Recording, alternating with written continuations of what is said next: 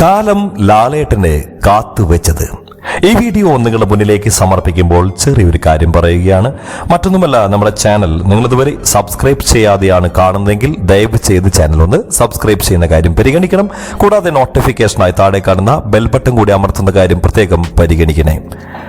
കാലം ലാലേട്ടനായി കാത്തുവെച്ചത്. എന്താണ് ഇവിടെ സംഭവിക്കുന്നത്?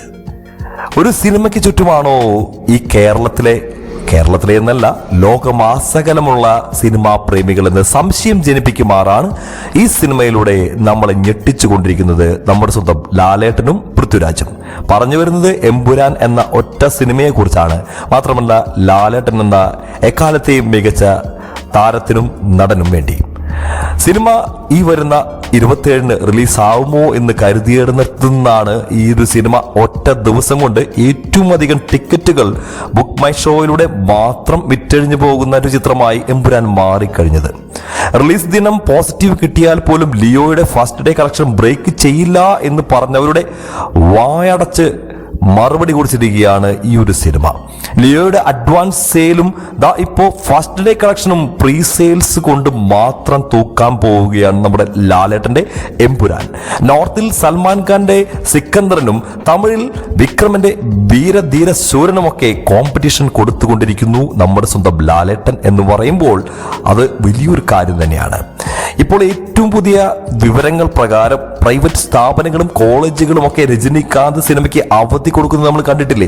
അതേപോലെ കേരളത്തിലെ മിക്ക ഓഫീസുകളും ഇപ്പോൾ മുടക്ക് പ്രഖ്യാപിച്ചിരിക്കുകയാണ് ലാലേട്ടന്റെ ഈ സിനിമ കാണുന്നതിന് വേണ്ടി. ഇപ്പോൾ ചരിത്രത്തിൽ ആദ്യമായി മലയാളത്തിലെ ഒരു താരത്തിന്റെ സിനിമയ്ക്കും ഇത് കാണേണ്ടി വന്നു എന്നുള്ളത് ഒരു വലിയ വൈപര്യമായിട്ടുള്ള കാര്യം തന്നെ. വിധിയുടെ മറ്റൊരു വസ്തുതകളാണ്. അതെ, മറ്റൊരു കാണാക്കണികൾ എന്നൊക്കെ പറയുന്നത് പോലെ ഒരിക്കലും പ്രതീക്ഷിക്കാത്തൊരു മറ്റൊരു മാജിക് എന്നൊക്കെ പറയേണ്ടിയിരിക്കുന്നു. വാക്കുകൾ കിട്ടുന്നില്ല. കാരണം ഇത് പ്രതീക്ഷിച്ചിരുന്ന ഒരു തിരിച്ചുവരവാണ്. ലാലേട്ടൻ നമ്മുടെ എല്ലാവരുടെയും പ്രിയങ്കരനാണ്.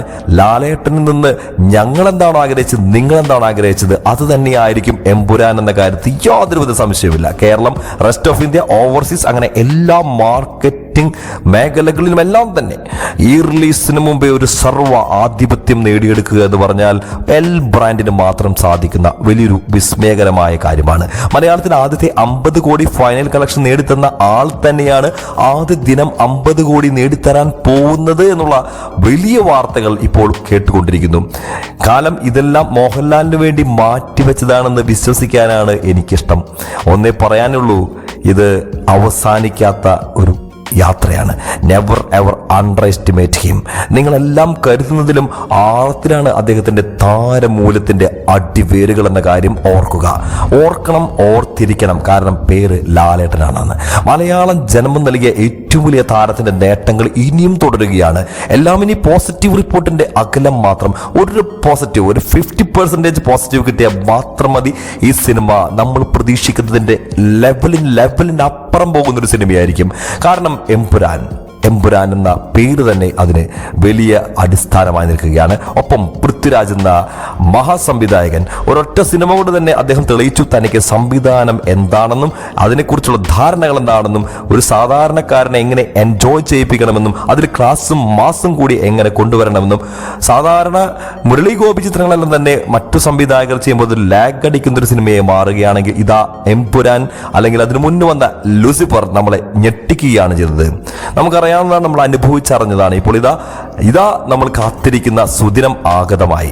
27-ന് നമ്മളെല്ലാം ആഘോഷത്തിന് തയ്യാറെടുക്കുകയാണ്. ലാലേട്ടന്റെ മറ്റൊരു പവർ പാക്കഡ് പെർഫോമൻസ് കാണാൻ ലാലേട്ടനും കൂട്ടർക്കും വൻ വിജയാശംസകൾ ഗംഭീരമായി നേർന്നുകൊണ്ട് അങ്കമാലി ഡയറി ഈ വീഡിയോ നിങ്ങളുടെ മുന്നിലേക്ക് സമർപ്പിക്കുന്നു. മറ്റൊരു വീഡിയോ നമുക്ക് വീണ്ടും കാണാം. അതുവരെ എല്ലാവർക്കും ബൈ ബൈ.